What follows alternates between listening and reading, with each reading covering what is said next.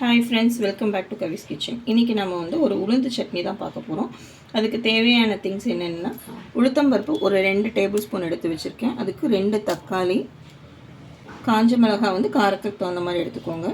ஒரு கொஞ்சமாக இது கருவேப்பிலை எடுத்திருக்கேன்.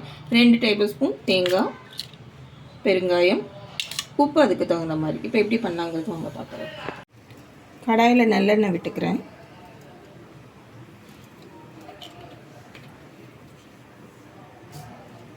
எண்ணெய் சூடானது உளுத்தம்பருப்பு போட்டு நம்ம கோல்டன் ப்ரௌன் வர வரைக்கும் நல்லா ஃப்ரை பண்ணிக்கோங்க. இந்த மாதிரி கலர் மாறுறப்பே நம்ம மிளகாய் இதிலே சேர்த்துருவோம்.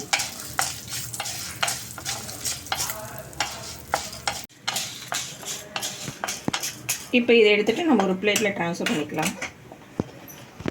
இதிலே கொஞ்சமாக எண்ணெய் விட்டுட்டு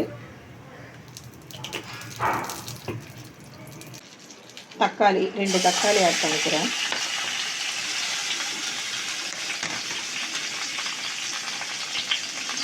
அது கூடயே கருவேப்பிலை ஆட் பண்ணிடலாம்.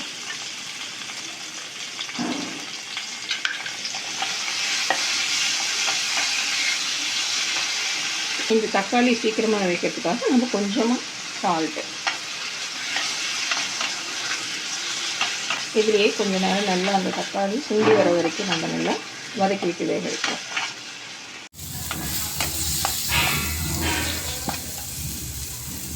தக்காளி நமக்கு வதங்கியிருக்கு. அது கூடயே நம்ம தேங்காய் ஆட் பண்ணிடலாம். 2 டேபிள் ஸ்பூன் நான் தேங்காய் எடுத்து வச்சுருந்தேன் இல்லையா, அதையும் இது கூடயே ஆட் பண்ணி தேங்காய் கொஞ்சம் நேரம் வதங்கியாச்சு. இதை இப்போ ஸ்விட்ச் ஆஃப் பண்ணிவிட்டு ஆற விட்டு நம்ம மிக்சியில் அரைக்கலாம். உளுந்தையும் மிளகாயும் ஃபஸ்ட்டு அரைச்சிடலாம். அது கூட நான் பெருங்காயம் ஆட் பண்ணிக்கிறேன்.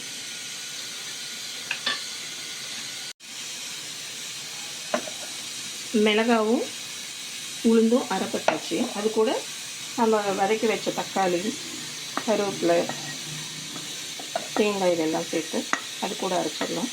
தேவையான உப்பு ஆட் பண்ணிக்கோங்க.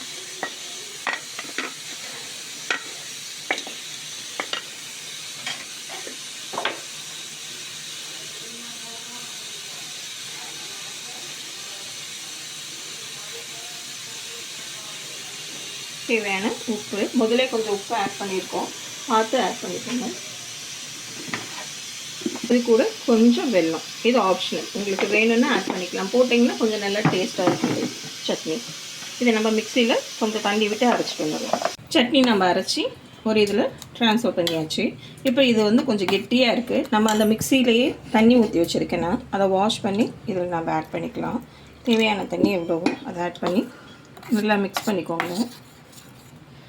நம்ம தோசை, இட்லி அப்படிங்கிறதுக்காக உங்களுக்கு எந்த கன்சிஸ்டன்சி வேணுமோ அந்த மாதிரி ஆட் பண்ணிக்கோங்க. இதுவே சாதத்துக்குன்னா கெட்டியாக இருக்கணும்.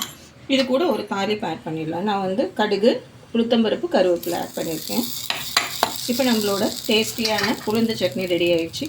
உங்களுக்கு இந்த வீடியோ பிடிச்சிருந்ததுன்னா ஷேர் பண்ணுங்கள், கமெண்ட் பண்ணுங்கள், சப்ஸ்கிரைப் பண்ணுங்கள். தேங்க்யூ ஃபார் வாட்சிங்.